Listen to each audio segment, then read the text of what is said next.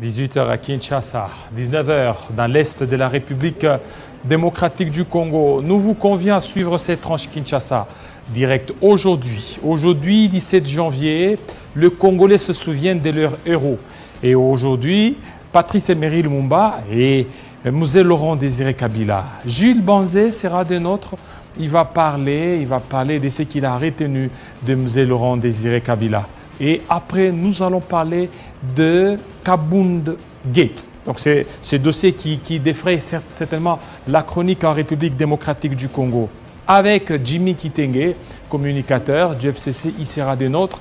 On va essayer de voir qu'est-ce qui va changer lorsque Jama Kabound démissionne. Parce que ce sera probablement demain qu'il devrait déposer sa lettre de démission. Et aussi, en troisième position, nous aurons Madame Marlette Odia, qui sera de notre pour parler. Est-ce que la ligne a-t-elle été franchie? Voilà ce qui fera la charpente de notre Kinshasa direct. C'est tout de suite. Voilà, 17 janvier, les Congolais aujourd'hui se souviennent de leurs héros. Monsieur Jules Banzé, bienvenue. Merci. Voilà, vous êtes coordonnateur du mouvement Congolais Debout. Oui, coordonnateur national et initiateur du mouvement sociopolitique Les Congo Debout. Voilà, les Congo Debout. Alors aujourd'hui, et comme hier, les Congolais se sont souvenus de Mzee Laurent Désiré Kabila. Et vous, qu'est-ce que vous gardez de ce héros national? Je garde de Mzee Laurent Désiré Kabila d'abord un père. Un père. Un père idéologique.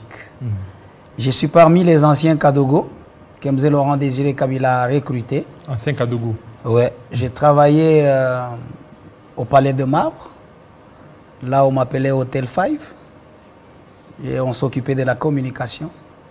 Après sa mort, on s'est démobilisé, rentré aux études pour venir continuer l'idéologie de Mzee Laurent Désiré Kabila autrement.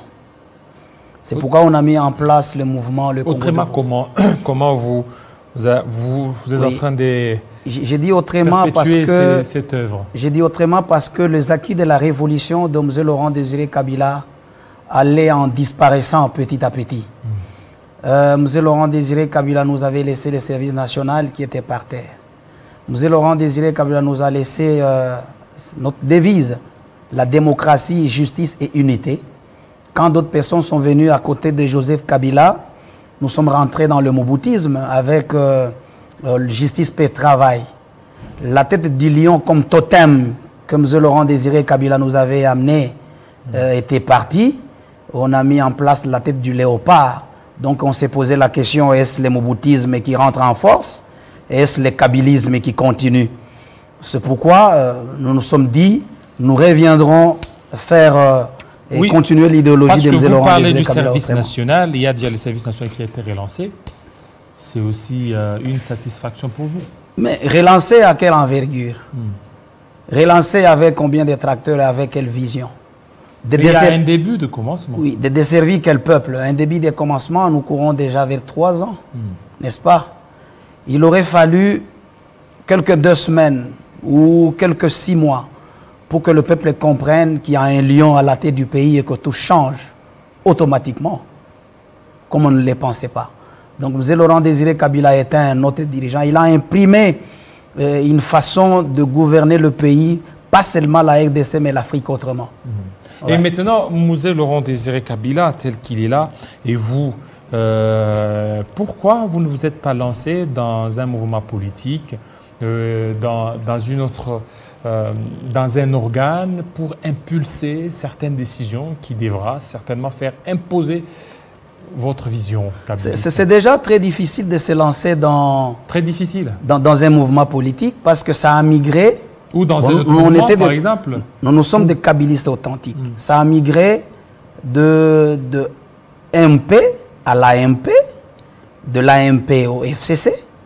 Autrefois, on nous a condamnés parce que nous avons dit... Aujourd'hui, il y a Union Sacrée. Il y a Union Sacrée. Nous avons dit autrefois que à l'FCC, il n'y avait pas de kabylistes. Il n'y avait que des opportunistes. Nous les voyons aujourd'hui, n'est-ce pas? Autrefois, ceux qui ont traversé. Oui, on nous avait traité de tout le mot. Pourquoi? Parce qu'on avait compris, nous qui étions dans l'armée, nous nous sommes démobilisés pour continuer l'œuvre de Kabila. Autrement, nous avons compris qu'au FCC, il n'y avait pas de kabylistes, il y avait des opportunistes. Pourquoi nous poser la question comment faudra-t-il comprendre le mouboutisme, plus le tshisekedisme, plus le lumumbisme, plus le kassavoubouisme est égal au kabylisme? Parce que les gens qui étaient tout autour au Kabila, au FCC, venaient de Mobutu, de Tshisekedi, de Lumumba, de Kassavoubou. Donc Joseph Kabila a fait ce que nous appelons au mouvement Le Congo Debout, le métissage politique et du prêt-à-porter idéologique. Et donc chacun de ceux qui étaient à côté de lui était en train de faire, selon ce qu'il a vu faire, son père idéologique. Nous l'avons vu, il y avait quelqu'un qui était en train de défendre Kabila bec et ongle, qui a dit quand il est allé accueillir l'actuel président, je ne voulais pas en parler, mais il dit on pouvait demander l'autorisation à qui? Kabila, moi je n'étais pas kabiliste, Kabila n'était qu'un simple allié politique, moi je suis lumumbiste. Nous on avait compris ça depuis très longtemps, qu'au FCC il n'y avait pas de kabilistes. Il y avait des opportunistes qui sont venus suivre Kabila. Et ceux qui sont restés actuellement avec Joseph Kabila, ce sont eux les véritables kabylistes? Non, est-ce qu'il y a ceux qui sont restés aujourd'hui? Oui, mais ils continuent à partir. D'ailleurs, nous avons dit, les raïs restent tranquilles. Nous lui avons dit bravo. Il faut être tranquille jusqu'à ce que la dernière vague puisse partir. Et nous avons dit hier que nous lui promettons que la nouvelle classe politique des gens non corrompus, des gens qui ne se sont pas prostitués, de gens qui n'ont pas été trempés dans n'importe quoi que ce soit est en marche. Ouais. Et c'est ça, c'est votre classe politique? Oui, nous, le mouvement Le Congo Debout est en train de militer pour l'intégration de la jeunesse dans les institutions de la République à tous les niveaux, le renouvellement de la classe politique congolaise, l'avènement d'un nouveau type d'hommes politiques congolais non corrompus, pas comme nous les voyons aujourd'hui, la révolution responsable et le développement de la RDC. Nous l'avons emprunté de notre père idéologique, Mzee Laurent Désiré Kabila, qui était en train de prôner sur le socialisme. Laurent Désiré Kabila a prôné sur la souveraineté de l'État. Avoir un État souverain. Pour lui, être libre pour un Congolais, c'est n'avoir que des égaux. Vivre comme des Français, vivre comme des Américains, vivre comme tout un peuple. Aujourd'hui, le peuple congolais est chosifié. Alors, il y a ceux qui disent que Mzee, c'est lui qui aurait amené des mercenaires. Aujourd'hui, s'il y a la guerre dans l'Est, c'est parce que c'est Mzee qui est venu avec ça. Et puis, vous parlez du souverainisme. Écoutez, Mzee a amené quel mercenaire? Pour tuer Kadhafi, il y avait quelle coalition? La coalition américano-britannico-française, n'est-ce pas? Écoutez, quand on veut faire la révolution, il y a toujours des alliés. Mzee Laurent Désiré Kabila, il veut sauver le peuple congolais, il s'est trouvé des alliés. Mais après la conquête, on a chassé Mobutu, il a dit à ses alliés, écoutez, vous devez partir, le temps est déjà terminé. Nous avons gagné, je suis président de la République. Maintenant, c'est fini. Mais si les autres ont refusé de partir, où est le problème de Mzee Laurent Désiré Kabila? Ils n'étaient pas seuls. Mzee Laurent Désiré Kabila a amené le Namibien ici. Est-ce que les Namibiens sont restés dans notre pays? Mzee Laurent Désiré Kabila a amené les Angolais. Il a amené le Tchadien, n'est-ce pas? Bon, comme coalition, ils nous ont aidés à un certain moment et ils devaient partir. Quand on nous dit qu'il a amené les autres, bon, c'est eux qui ont refusé de partir, ils devaient partir par force.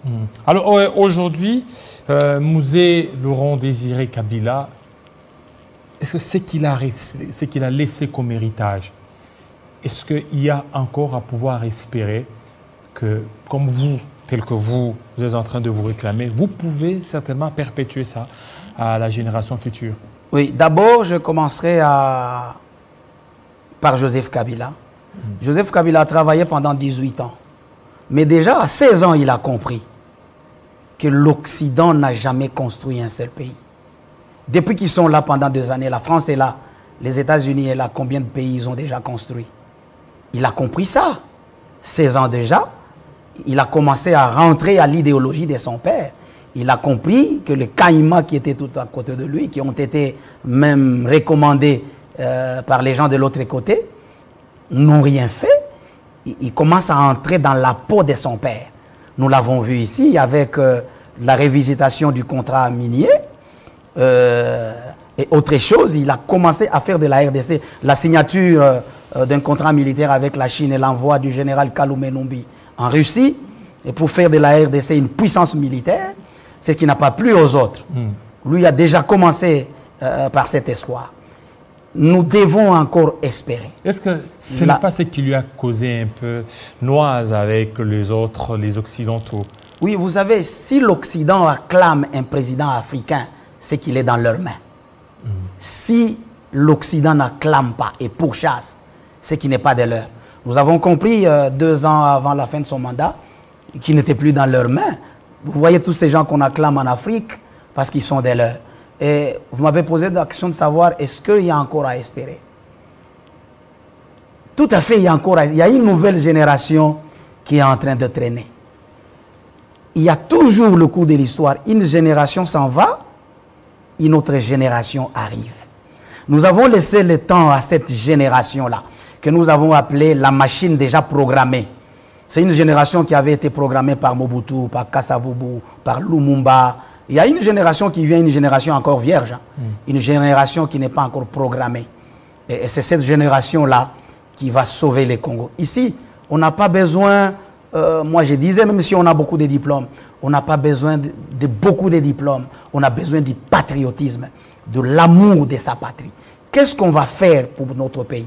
Qu'est-ce que nous pouvons faire pour que la République démocratique du Congo... Mais c'est ce qui est en train d'être fait, le patriotisme. On voit le chef de l'État qui se déploie presque partout pour amener les capitaux, pour faire en sorte que la RDC soit un pays émergent. Oui, le président de la République voyage partout. Bon, je ne sais pas compter ses voyages.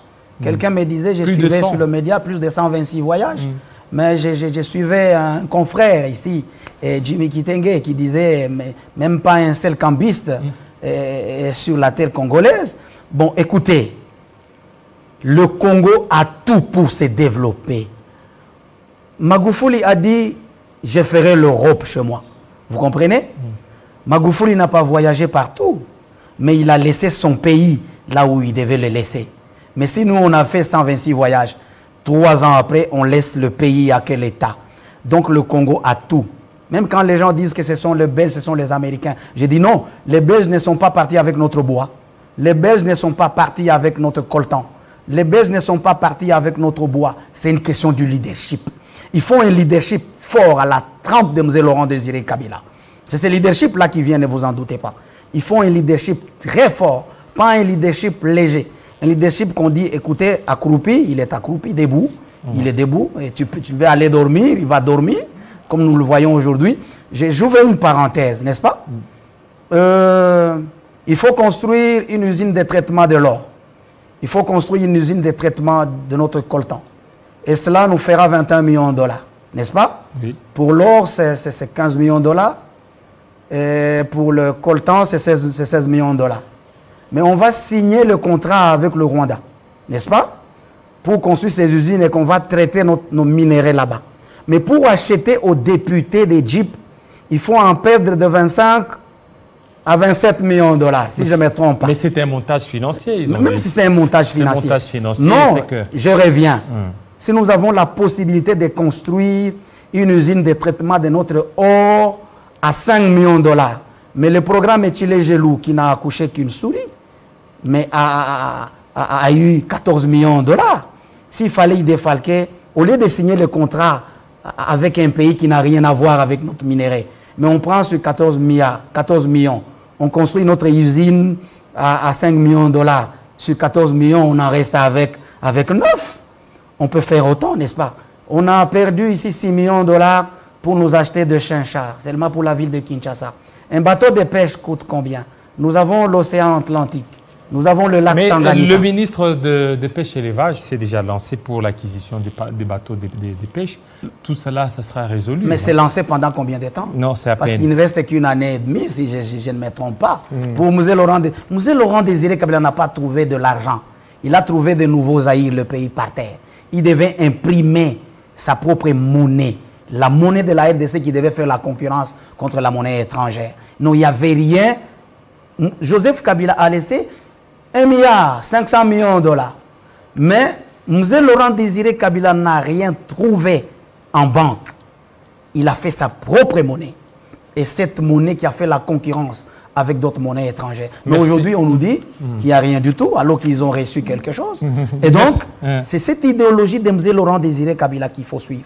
Il a dit l'autoprise en charge et l'autosuffisance comme moteur de l'indépendance et d'une nation. Tant que cela ne sera pas fait, nous dépendons à 80% de l'extérieur, même si nous disons que nous sommes indépendants. Moi, je me disais, si l'étranger pouvait nous tuer à travers le thé Lipton, on fabrique le thé Lipton à l'étranger et on y met du poison, on dit tous les peuples congolais doivent mourir parce que nous le prenons chaque matin. Nous devons tous partir, n'est-ce pas? Merci. Donc, merci beaucoup, M. Gilles Banzé, de votre passage, surtout pour nous éclairer sur l'héritage de M. Laurent Désiré Kabila.